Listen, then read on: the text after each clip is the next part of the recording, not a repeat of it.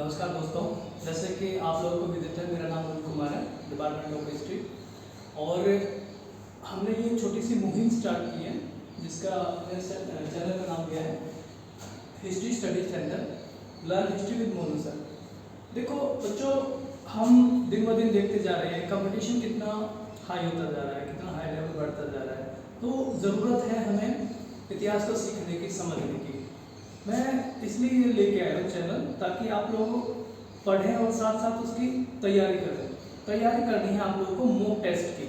हम पढ़ तो बहुत लेते हैं, जान तो बहुत लेते हैं, लेकिन एमसीक्यू नहीं लगा पाते हैं, मॉक टेस्ट नहीं लगा पाते हैं। तो जो प्रीवियस ईयर जो क्वेश्चन आए हुए हैं या आगे आने की जो संभावनाएं होती हैं, उन क्वेश्चन के ऊपर ध्यान देना जरूरी है। वैसे तो इतिहास बहुत ब्रॉड है, बहुत बड़ा एरिया है, जिसको पढ़ते पढ़ते हम थक जाते हैं। भाई इतनी सारा इतिहास, इतनी सारी जानकारी, इतनी सारी घटनाएं हैं, हर चीज़ को हमें पढ़ने की जरूरत नहीं है। हम तीनों पोर्शन में इसकी तैयारी करेंगे। जैसे एंशिएंट है, एंशिएंट हिस्ट्री है, इसके अंतर्गत हम मेन से टॉपिक रखेंगे और मेन से टॉपिक के उन क्वेश्चन के ऊपर हम बात करेंगे, उन क्वेश्चनों को सोल्व करने की कोशिश करेंगे जो पहले एग्जाम में आए हैं या फिर आने की संभावना होती है। जैसे अगर हम बात करें पाषाण काल की, पाषाण काल का बहुत बड़ा हिस्सा है, लेकिन इसको समराइज करके मेन इंपॉर्टेंस को देख के हम इसको कवर करेंगे, ठीक है। इसके बाद पाषाण काल के बाद आती है हमारी सिंधु घाटी सभ्यता। सिंधु घाटी सभ्यता से ऐसा कोई ऐसा एग्जाम नहीं गया होगा जिसमें सिंधु घाटी सभ्यता से कोई प्रश्न ना आया, चाहे इसके उद्भव से लेके, चाहे इसके डिक्लाइन से लेके, चाहे इसके विभिन्न पहलू, जैसे जब कहाँ पे कोई खोज हुई है, किसी स्थल का नाम, कौन सी चीजें कहाँ मिल रही हैं, है ना। ऐसी बहुत सारी चीजें हैं जो सिंधु घाटी पढ़ने की जरूरत है। मेनली जो साइट हैं, हड़प्पा सभ्यता है, लोथल है, धोलावीरा है, अदर जो भी जितने भी साइटें हैं, कौन इनके खोज करता है, कहाँ से क्या मिला है, वो सब चीजें हमें यहाँ जानने की जरूरत रहेगी।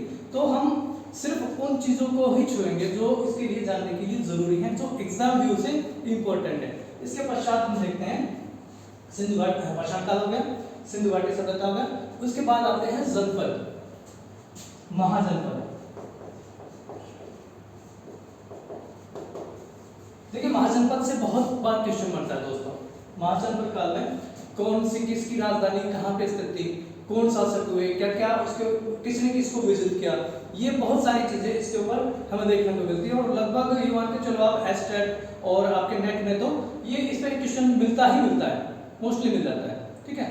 इसके बाद जनपद के बाद हम देखते हैं बौद्ध काल और जैन। ये बौद्ध और जैन धर्म, इनके ऊपर भी आपको क्वेश्चन देखने को मिलेगा। चाहे इनकी जैन धर्म की अगर हम बात करें तो जैन धर्म में तीर्थंकरों के ऊपर लेके, ठीक है, जो भी 24 तीर्थंकर हुए हैं, महावीर जैन से रिलेटेड है, उनकी कौन से जैन तीर्थ का कहाँ जन्म हुआ है, कौन से सीक्वेंस में, वो सब हम यहाँ जानने की कोशिश करेंगे।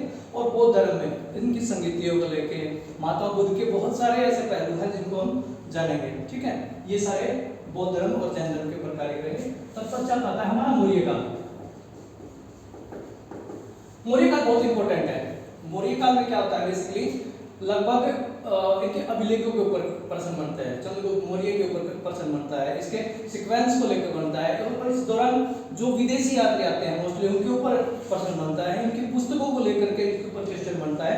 तो ऐसे बहुत सारी चीजें हैं। और अशोक के जो अभिलेख है ये बहुत इंपॉर्टेंट है। ऐसा कोई एग्जाम में देखने को मिलेगा आपको जिसमें अशोक के अभिलेख से लगभग कोई प्रश्न न पूछा गया हो, मोस्टली इसमें ये देखने को मिलेगा। मौर्य के काल के बाद आता है मौर्योत्तर काल, फिर आता है गुप्त काल। देखो जो गुप्त काल बहुत ही इंपॉर्टेंट है, ठीक है, शॉर्ट काल भी बोलते हैं जिसको।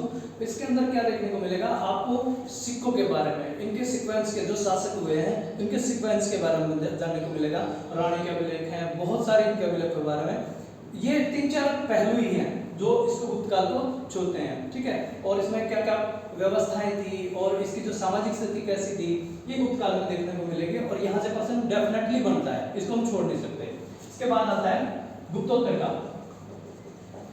गुप्तोत्तर काल में इसके साथ साथ कई और भी राज्य आ जाते हैं, ठीक है। इसके साथ साथ चलते हैं जैसे कुशाण आ जाते हैं, है ना, शक आ जाते हैं, पहलव आ जाते हैं, वो हम जानेंगे। और उसके बाद आता है जी हर्षकाल। हर्षकाल बहुत इंपॉर्टेंट है। हर्षकाल में भी आप देखोगे इसके सिक्के कहाँ मिलते हैं, हर्षकाल से रिलेटेड इसकी क्या कहानी रही है, राजश्री की बहन थी, है ना, और इनके जो अभिलेख हैं वो हमें जानने को मिलेंगे। इसके सिक्कों पर क्या लिखा है, पुलकेशिन द्वितीय के जो अभिलेख हैं उनके ऊपर इनका जो युद्ध हुआ था उन सारी चीज़ों को लेकर के इनके ऊपर एक प्रश्न बनता ही बनता है। मेरा कहने का भाव ये है, ये समझाने का भाव ये है, जो एंशिएंट है, एंशिएंट हिस्ट्री है, इसके अंतर्गत कौन कौन से टॉपिक को हम छुएंगे या फिर कौन कौन टॉपिक से प्रश्न बनते हैं, सिर्फ उन चीज़ों के ऊपर हम काम करेंगे और वो कार्य होगा सिर्फ एमसीक्यू को लेकर के।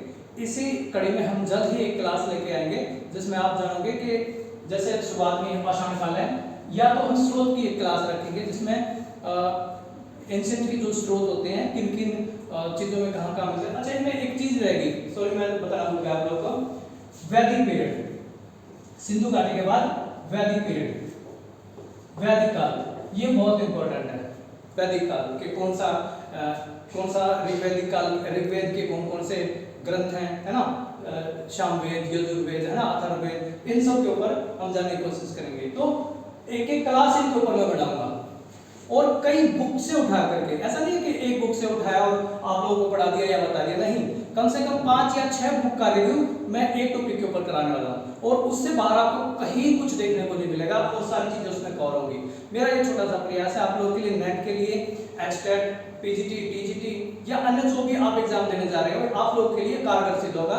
और कहते हैं बच्चों के अगर कोई व्यक्ति ठान ले अपने परिश्रम के बल पे, अपनी निरंतरता के बल पे, अपने टारगेट को लेके कि मैंने ये टारगेट अचीव करना है और उसके लिए क्या प्रयास किए जाए, उसके लिए कठोर परिश्रम करो, ठीक है, और एक नियमित चीजें लेके आओ, निरंतरता रखो अपने स्टडी के ऊपर और कठिन से कठिन परिश्रम करो।